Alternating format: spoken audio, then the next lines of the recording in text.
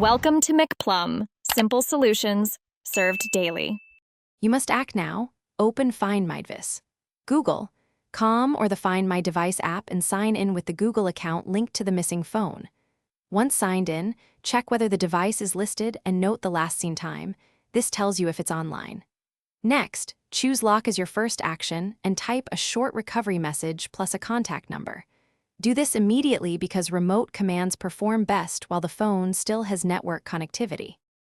Once you've initiated lock, set a secure PIN and add a concise message with a callback number so an honest finder can return it.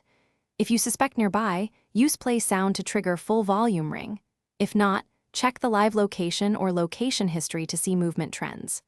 Now evaluate trade-offs. Locking preserves remote tracking, while erase protects data but severs tracking.